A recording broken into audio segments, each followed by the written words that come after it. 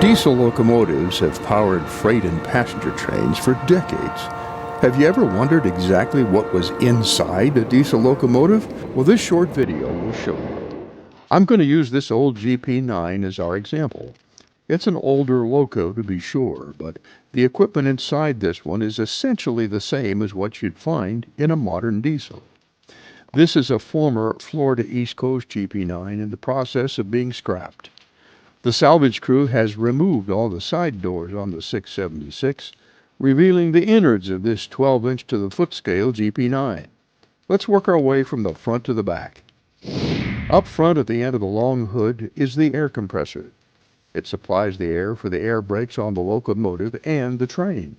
It is driven from the crankshaft of the prime mover. What's a prime mover? Well, this is the prime mover, and I'll tell you more about it in a moment. The compressed air from the compressor is stored in these large tanks. These are the radiators that cool the engine, and just below them is the coolant expansion tank, similar to the little tank on your car, but much bigger. This is the prime mover, a 16-cylinder two-cycle diesel engine. It's an EMD model 16-567C.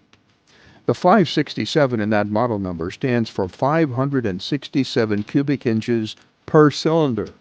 That's a whopping 9,072 cubic inches. This engine was rated at 1,750 horsepower.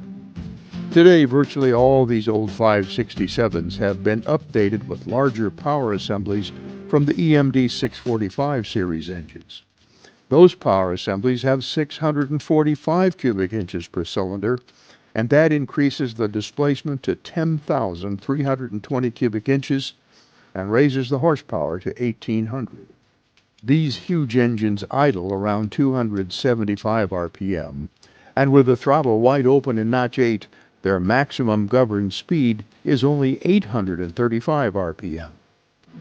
That means these engines develop more than 11,300 pound-feet of torque at 835 RPM.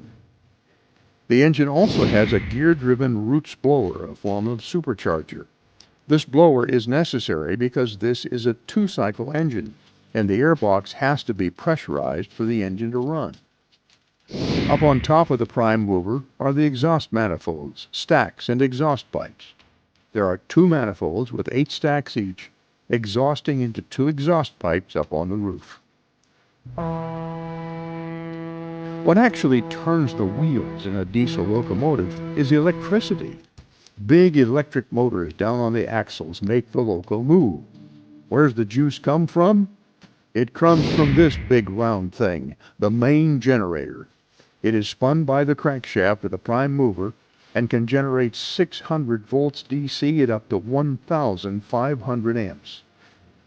Up on top of the main generator is an auxiliary generator. It supplies the power for the headlights, radio, cab heaters, control circuits, and other operating appliances. By now, this old GP9 is scrap, but it was a valuable training aid for us. And now you know what's inside a diesel locomotive.